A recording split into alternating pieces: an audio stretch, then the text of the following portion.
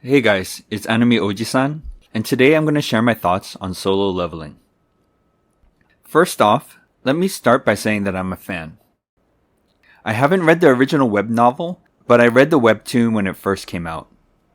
I don't remember how I got into it, but I was working in Korea at the time, and so there are many possibilities.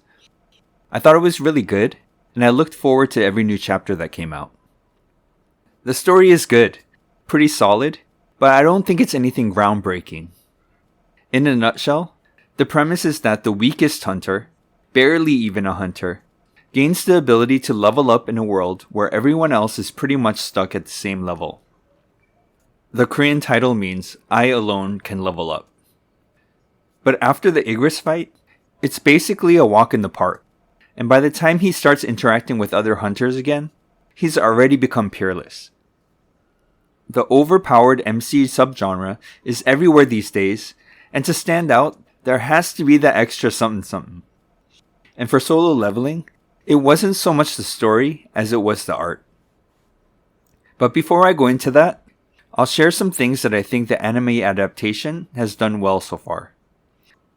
First, the story has been pretty faithful to the original webtoon, which in general is one of the most important things for me.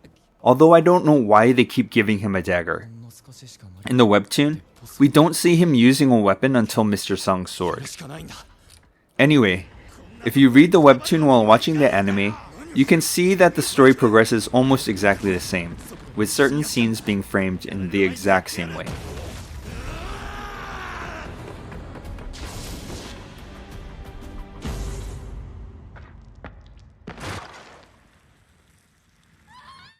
There are extra scenes added, in particular at the beginning, but I think it's good because it introduces characters who will be important to varying degrees later in the story, and adds foreshadowing that was largely absent in the webtoon. If you're familiar with the webtoon, the island in the opening scene of the anime is Jeju Island, which has been abandoned after an S-rank dungeon break, and plays a part later in the story. I'm guessing at the end of this core or season. We are introduced to S-class hunters, healer Min Byung-gu and beast mode Baek-yun-ho, as well as this character Eun-suk, who was only mentioned but never appeared in the webtoon. Another scene that was added was the scene where Cha Hae-in stops a snatch and grab by two guys on a moped. It only illustrates that she's a badass, but it's nice because the webtoon says it a lot but doesn't really let her shine. In a scene at the Hunter Association, we can see Yujino getting his rank evaluation and Han Song-yi waiting in the hall. And there are more short scenes involving Jinu's mother and sister Gina, which I also like because they are his motivation for grinding through dungeons despite being stupidly weak and constantly getting injured. But as I mentioned earlier, the art is still the point of contention for me, although it is not bad by any measure. Honestly, it just looks like any other anime. It's just as good as any other anime, and that's why it's a disappointment for me. I was hoping that it would be more. The webtoon was adapting a good story, but the art really brought it to life. You could tell how much time and care went into the art by Dubu, aka Jang Sung-nak, and Red Ice Studio. It was like looking at pages and pages of top-tier deviant art. And because it was a webtoon, they weren't confined by panels on a page. They could make these really long scenes, as well as really wide scenes by flipping them on their side. I know it's difficult to completely translate digital paintings from a webtoon into the medium of anime, so I won't talk about things like level of detail, which is a bit unrealistic, only things that could have been achieved without too much effort. First, there is much more contrast in the webtoon, and the anime at times looks very drab, in particular the double dungeon scenes. For example, let's look at the singing statue. In the webtoon, there are completely black parts as well as very bright parts, with a halo-like white blur around the head. In the anime, the statue is fairly dark all around, and the white in the eyes barely stands out. And for the most part, faces in the anime are pretty monotone, with very little shadows except for a few important scenes. Here is the scene where the second trial starts. Again, the faces are pretty monotone with very few shadows.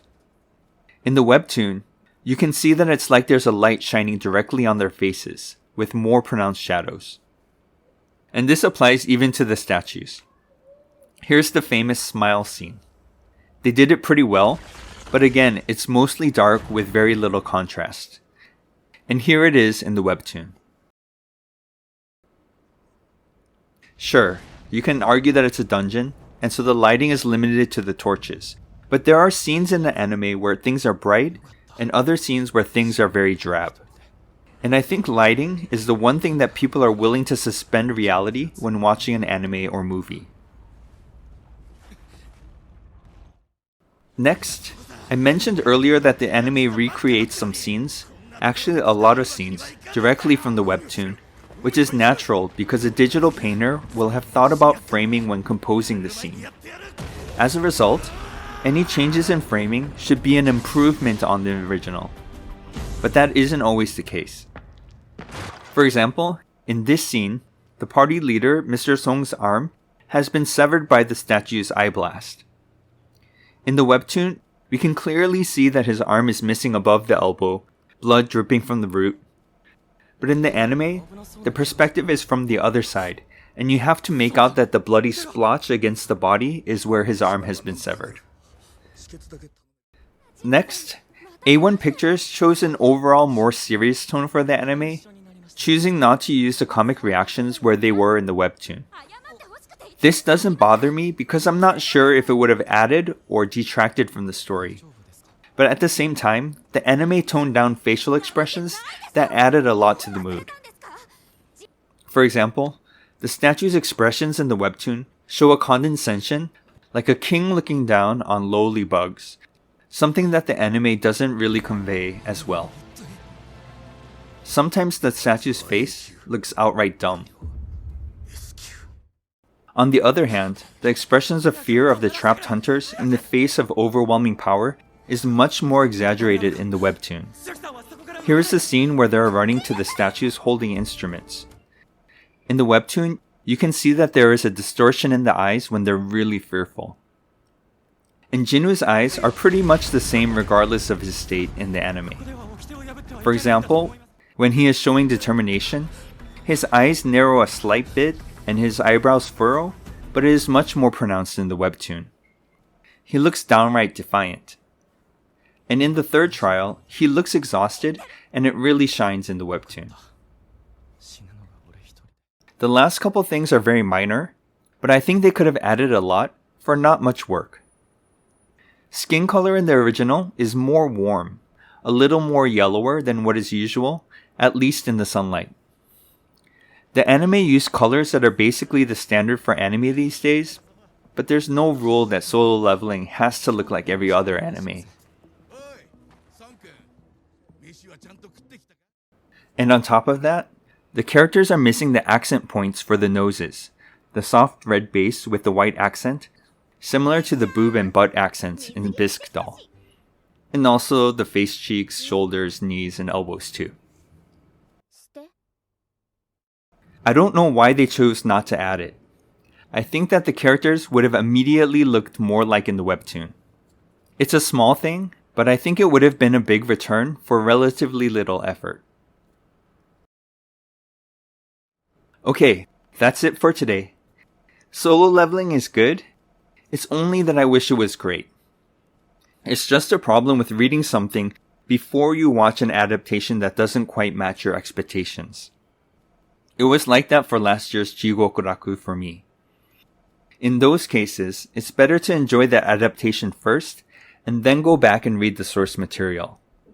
So if you're enjoying the anime, please continue to do so, and then go back and read the webtoon after it's over if you have time.